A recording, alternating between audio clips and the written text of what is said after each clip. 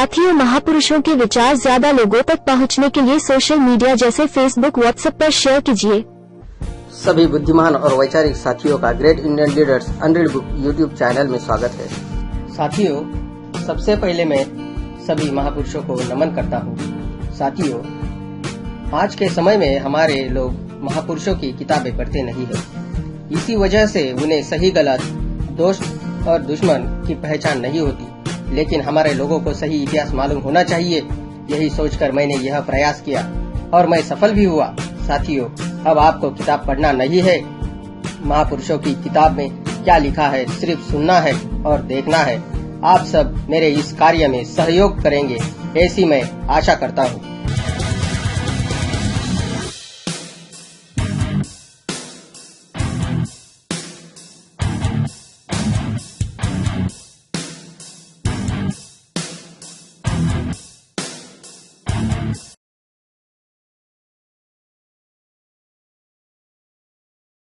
Doctor Baba Saheb Ambedkar writings and speeches Hindi volume 9।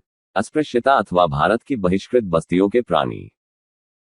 अंग्रेजी में यह 208 पेज की पांडुलिपि दूसरी प्रति है, जिसका शीर्षक है अनचेबल्स और the children of India's ghetto, अस्पृश्यता अथवा भारत की बहिष्कृत बस्तियों के प्राणी। यह पूरी पांडुलिपि स्वयं में एक स्वतंत्र पुस्तक स्वरूप है। इसके साथ एक विषय सूची मिलती है जो 4 खंडों में है। यह आगे 14 अध्यायों में विभक्त है। इन अध्यायों के क्रम में थोड़ा संशोधन करना पड़ा, जिससे उसे विषय सूची के अनुसार रखा जा सके। अध्यायों के शीर्षकों में कुछ एक संशोधनों को छोड़कर लेखक ने बाकी सारी सामग्री में कहीं कोई संशोधन नहीं किया है। संपादक। भाग 2, दलित उत्पीड़न। चैप्टर 6, अस्पृश्यता और अराजकता का भाग 2। हिंदुओं के कुएं से पानी लेने पर हिंदू कैसा व्यवहार करते हैं, यह निम्नलिखित घटनाओं से स्पष्ट हो जाएगा।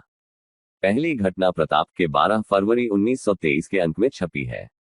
महाशय छेदी लाल जी ने खबर दी है कि एक चमार मूर्ति की पूजा करने के लिए जा रहा था।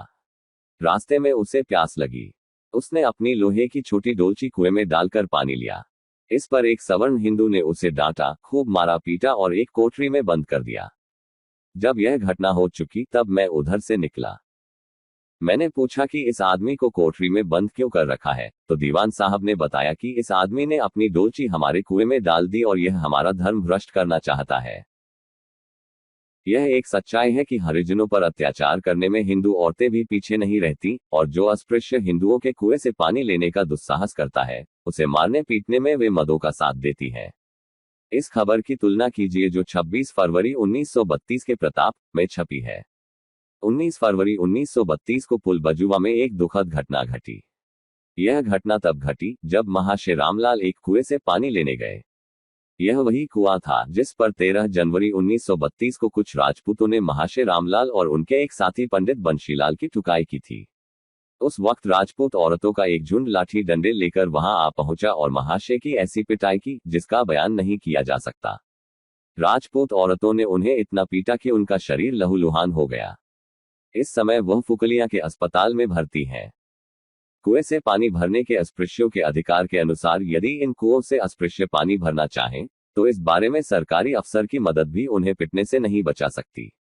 यह निम्नलिखित घटना से स्पष्ट है, जिसकी खबर मिलाप के साथ जून 1924 के अंक में इस प्रकार छपी है। कुछ दिन पहले सभा तहसील के रहिया गांव में नहर विभाग का एक अधिकारी आया और उसने कुएं से पानी निकालने में कुछ मेघ अस्पृश्यों की मदद लेनी चाहिए। पहले तो उन्होंने पानी भरने से इनकार कर दिया, लेकिन अधिकारी ने उन्हें खूब डांटा फटकारा और उनसे जबरदस्ती पानी निकलवाया। अगले दिन हिंदू कुएं पर इकट्ठा हो गए और उन्होंने चौकीदार को भेजकर वहां मेघों को बुलवाया और उनसे कहा कि वे कुएं पर कैसे चढ़े। एक मेघ ने कहा कि हम अपनी मर्जी से कुएं पर नहीं चढ़े और हमारी कोई गलती नहीं थी। इस बात पर हिंदुओं ने उसकी लाठी डंडों से पिटाई की। यह समाचार लिखे जाने तक वह बेहोश पड़ा है। हालांकि डॉक्टर ने कहा है कि चोटें मामूली हैं, तो भी जान से मारने की कोशिश और गैर कानूनी जमावड़े का मामला पुलिस में दर्ज कर लिया गया है, लेकिन पुलिस ने इसकी अनदेखी कर दी है। इससे मेघ लोगों में असुरक्षा की भावना फैली हुई है। गांव वाले मेघों को डरा धमका रहे हैं, यहां तक कि उनके मवेशी भी पानी नहीं पी सकते। सभी तालाब और कुएं मेघ लोगों के लिए निषिद्ध हैं। बात यही खत्म नहीं होती कि अस्पृश्य लोग हिंदुओं के कुओं से पानी नहीं भर सकते। वे अपने लिए कुआं नहीं बना सकते, चाहे उनके पास इसके लिए पैसा ही क्यों न हो। पक्का कुआं बनाने का मतलब है कि वे अपने को ऊंचा उठाकर हिंदुओं की बराबरी करना चाहते हैं, जो स्थापित व्यवस्था के प्रतिकूल है। 6 जून 1934 के मिलाप में निम्नलिखित घटना छपी। पंजाब की अछूत उद्धारक समिति के मंत्री लाला रामप्रसाद जी ने निम्नलिखित सूचना दी है। इन गर्मियों में जगह जगह से लोगों को पीने के लिए पानी की किल्लत की शिकायतें आ रही हैं। दलित जातियों के लोग, जिनके अपने कुएं नहीं हैं, अपने अपने घड़े लेकर कुओं के पास बैठ जाते हैं। अगर कोई व्यक्ति दयालु हुआ तो वह उनके घड़े में पानी डाल देता है, वरना उन्हें पूछने वाला कोई नहीं। कुछ इलाकों में किसी भी आदमी को इनके लिए पैसा देने पर भी पानी नहीं दिया जाता, और अगर कोई कोशिश करता भी है तो मारपीट की नौबत आ जाती है। उनके लिए गांव के कुओं से पानी लेना तो मना है ही, वे अपने खर्च से कुएं भी नहीं खुदवा सकते। इसी तरह की एक घटना 21 अप्रैल 1924 के तेज में छपी थी। लगभग 1.5 महीना पहले ओपट गांव के करीब 250 चमारों ने मुसलमान सिखों की मशक से आर्य समाज के पंडितों के कहने पर पानी लेना बंद कर दिया। अब वे बड़ी मुसीबत में हैं। गांव के जाटों ने न केवल उन्हें अपने कुओं से पानी लेने को मना कर दिया है, बल्कि वे उन्हें अपने कुएं भी नहीं खोदने दे रहे हैं। बेचारे चमार गड्ढे और तालाबों से पानी लेकर अपना गुजारा कर रहे हैं। कल दलित सुधार समिति के मंत्री डॉक्टर सुखदेव जी जांच करने के लिए ओपड आए और उन्होंने सब कुछ अपनी आंखों से देखा।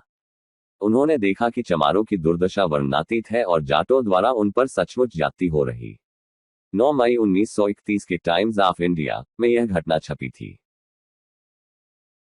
चूंकि बड़ौदा राज्य ने अपने यहाँ सवर्णों के साथ अंत्यजों की बराबरी को मान्यता देने के लिए कानून बनाए हैं, इसलिए यह आशा की जाती है कि निकटवर्ती ब्रिटिश क्षेत्र के अस्पृश्यों के मुकाबले यहाँ के अस्पृश्यों की दशा अच्छी होगी।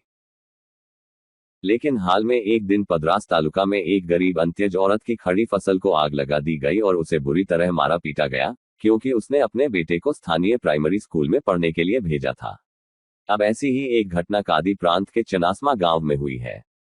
यहाँ अंत्यजों की सहायता से एक कुआं खोदा गया, जिनसे यह वायदा किया गया कि वे भी कुएं से पानी ले सकेंगे।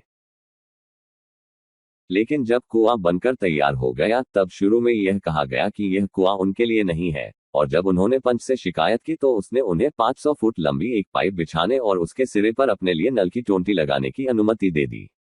इसके बाद अचानक ही जहां नल बनाया गया था, उस जमीन का एक मालिक पैदा हो गया।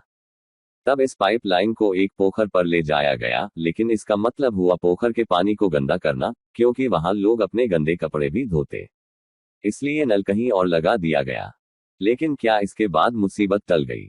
नहीं, क्रुद्ध सवर्ण हिंदुओं ने कई बार इस पाइपलाइन को तोड़ा और अंत्यज पानी के लिए तरसते रहे। जब श्री गांधी के अपने ही धर्म के लोग अस्पृश्यों के साथ ऐसा बर्ताव करे तो उन्होंने इन्हें जो हरिजन का नाम दिया है, यह कितना ठीक है। 7 नवंबर 1928 के टाइम्स ऑफ इंडिया में श्री संजना ने अपने एक पत्र में पीने के पानी के बारे में अस्पृश्यों की दयनीय स्थिति का वर्णन किया है, जो श्री ठक्कर ने 1927 में देखी थी। वरसाड तालुका में श्री ठक्कर ने एक कुएं के पास देखा कि वहां एक भंगिन खड़ी लोगों से पानी मांग रही थी। वह वहां सवेरे से दोपहर तक खड़ी रही, लेकिन किसी ने भी उसे पानी नहीं दिया। आध्यात्मिकता की सबसे ज्यादा अनोखी व्याख्या तो उस प्रक्रिया में मिलती है जिससे भंगियों को पानी दिया जाता है। यह पानी उनके बर्तनों में सीधे नहीं उंडेला जा सकता। जो भी ऐसा करेगा अपवित्र हो जाएगा। श्री ठक्कर ने बताया कि एक बार हमारे अध्यापक चुन्नी भाई ने अपनी बाल्टी से एक भंगी के बर्तन में सीधे पानी डालने का दुस्साहस किया तो उन्हें इस पर कड़ी चेतावनी दी गई कि मास्टर, यहाँ यह सब नहीं चलेगा। कुएं के पास ढलान पर एक छोटा सा हौज बना दिया जाता है, और जिन लोगों में दया आती है वे इस हौज में पानी डाल देते हैं। इस हौज में नीचे की तरफ बांस की टोंटी लगी होती है।